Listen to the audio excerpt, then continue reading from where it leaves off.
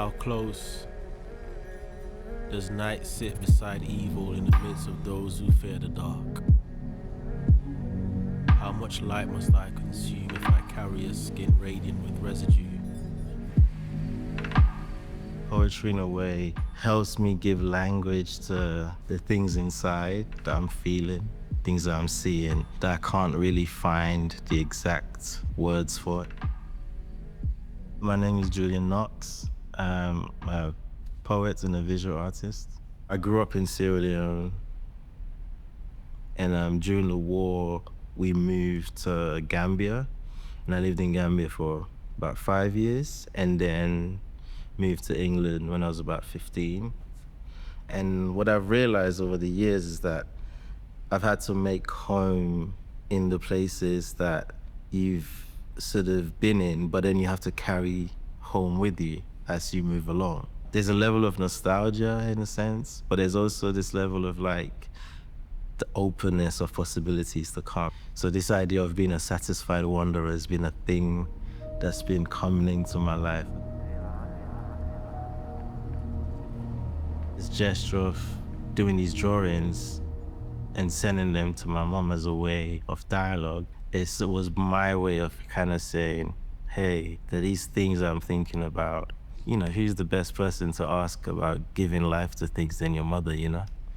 And then she then having this idea of going to the market and doing that gesture of translating this drawing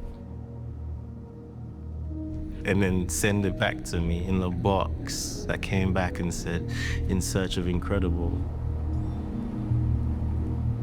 I feel like salt is one of the most profound materials to play with, in a sense that like it just exists everywhere and it just keeps showing up in everything.